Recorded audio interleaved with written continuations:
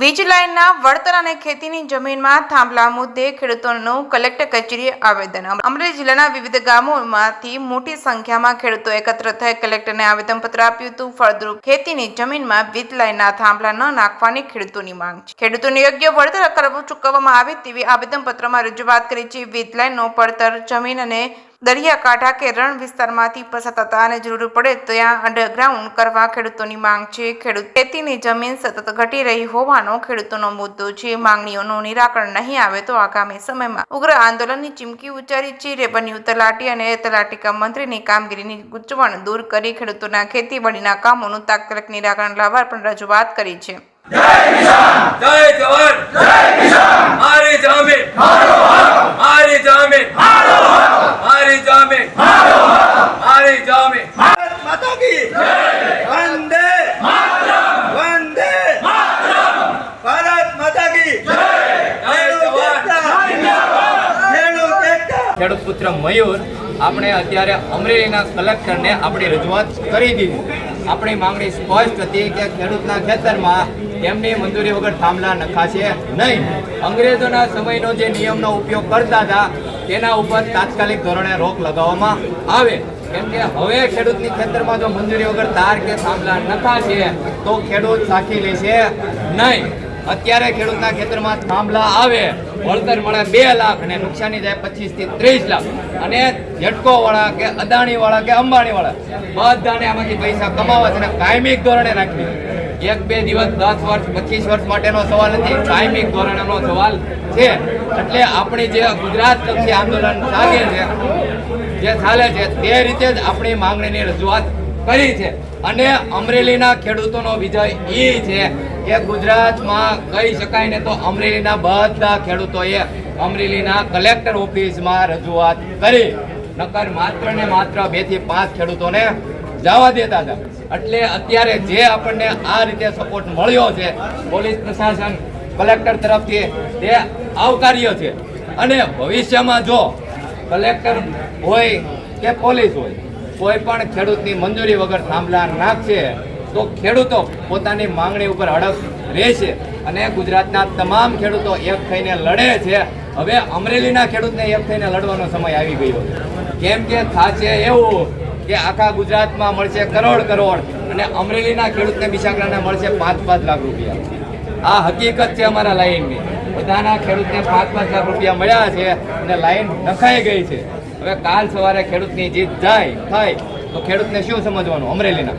એટલે અમરેલી જિલ્લાના તમામ ખેડૂતો ગુજરાતમાં ચાલતા આંદોલનની સાથે છે અને ગુજરાતના ખેડૂતોનો જે નિર્ણય આવશે એ અમરેલીના ખેડૂતોને સ્વીકાર્ય છે। જે બધાનું થાય એ અમરેલીનું થશે, બધા ખેડૂતોને મળશે એ જ અમરેલીના ખેડૂતને મળશે। આ એક નિયમ સાથે આપણે ગુજરાતમાં ચાલતા આંદોલનનો સપોર્ટ કરવાનો છે।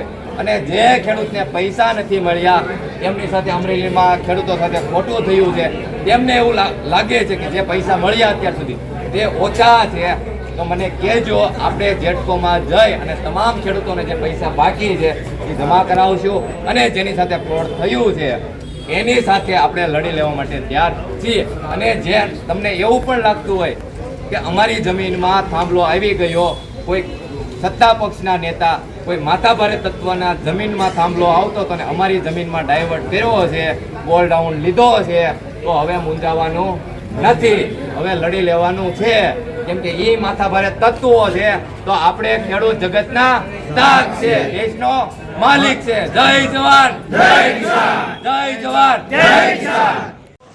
આજે અમે અમરેલી જિલ્લાના તમામ ખેડૂતો અહીંયા કલેક્ટર સાહેબને આવેદનપત્ર દેવા આવેલા વીજ પોલ માટે। એના અમે સાથ સહકાર દેવા માટે ગુજરાત સત્યાગ્રહ છાવણી જેત પરથી પણ ખેડૂતો આવેલા હતા। એમાં અમારી મુખ્યત્વે માગણી 25 મુદ્દા છે જે અમે આવેદનપત્રમાં કલેક્ટર સાહેબને લેખિત આપેલી છે। એમાં અમારી રજૂઆત કે ભાઈ લાઇનને તમે જે સરકારી જમીન છે બરાબર, દરિયાકાંઠો રણકાંઠો એમાંથી પસાર કરવામાં આવે, શક્ય ન હોય તો અંડરગ્રાઉન્ડ કેબલ દ્વારા લઈ જવામાં આવે, અને એ શક્ય ન હોય તો એનો જે કોરિડોર આવે એની બજાર કિંમતની 4 ગણા, અને એ પણ બજાર કિંમત કઈ તો કે વાણિજ્ય હેતુ માટેની કોમર્શિયલ બજાર કિંમતના 4 ગણાની ખેડૂતોની માગણી છે। એ માગણી સાથે તમામ જિલ્લામાં આવેલા ગામડાના જે ખેડૂતો અહીં એકત્રિત થઈ અને પદયાત્રા સ્વરૂપે આવીને અહીં આવેદનપત્ર કલેક્ટર સાહેબને આપ્યું. મીરાણી અશોક, અમરેલી જિલ્લા કિસાન સંઘ કોષાધ્યક્ષ. આજ આ અમરેલી જિલ્લાના હરેક ગામડેથી ખેડૂત આવ્યા હતા વીજ લાઇનના વળતરના મુદ્દે જે કારણ વગરના જે થાંભલા ફળદ્રુપ જમીનમાં નાખે છે એને હિસાબે આ જગતના તાતને આજે અહીંયા કલેક્ટર કચેરીના દર્શન કરવા આવવા પડ્યા. બાકી અમે કોઈ નવરા નહોતા ને કોઈ ખેડૂત નવરો ન હોય, જગતનો તાત છે. આખા જગતને પાલવાની જવાબદારી અમારી ઉપર છે. અમારે અહીંયા ન આવવાનું હોય, અમારે ખેતરમાં જ રહેવાનું હોય. આ ના છૂટકે આ સરકારના નીતિ નિયમોને હિસાબે અને પ્રાઇવેટ કંપનીઓને પૈસા કામવાની ઘેલસાને હિસાબે આજે આ ખેડૂને રોડ ઉપર ઉતરવું પડ્યું. જે વળતર અમને જેટલી જોઈશી એટલી મળતી નથી અને કોઈ કંપની સેવા કરતી નથી. નહીતરે હાલો અમે વગર વળતરે અમે જમીન આપી દીધી. માંગ શું છે? અમારી લાઈન ખેતરમાં વીજ લાઈન આવવી જ ન જોઈએ. પડખે પડતર જમીનો છે, દરિયાકાંઠો છે, રણ છે, ત્યાં નાખી દે, જમીનમાં અંડરગ્રાઉન્ડ કરે, જેથી કરીને અમને નડતરરૂપ ન થાય. ખેતીની જમીન ક્યાંય વધતી નથી. આ કાયમિક માટે આ વિકાસના નામે આવા થાંભલાના હાથે નાખીને અને ઘટે જાય તો આ દુનિયાનું ભરણ પોષણ કઈ રીતે કરશું? નિરાકરણ નહીં હોય તો આગામી કાર્યક્રમ શું કરશે? એકદમ જલદ આંદોલન થાય કે સરકારે નહીં ધાર્યું હોય ને એવું, ન ભૂતો ન ભવિષ્ય. આ કેટલા વર્ષોએ ખેડૂત રોડ ઉપર આવ્યો છે તો એમને તો આવ્યો નથી અને એ જે દિવસે નીકળશે ને એકદમ જોરથી, તેથી સરકારને ક્યાં જવું ને એ નક્કી નહીં થાય.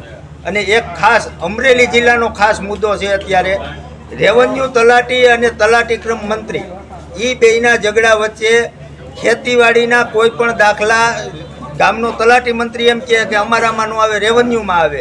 અને રેવન્યુ તલાટી ક્યાંય પણ ક્યાંય એક પણ ગામડે જતો નથી. એના સેજાના ગામડામાં 700 આપણા જિલ્લાના ટોટલ ગામડામાં ક્યાંય નથી જતો. એટલે ખેડૂત અરજદારો કાયમિક માટે ધક્કા ખાય છે. એટલે કલેક્ટર એના લેવલેથી તાત્કાલિક નિરાકરણ લાવે એવી અરજી સાથે આજે અહીંયા બધા ખેડૂતો આવ્યા છે.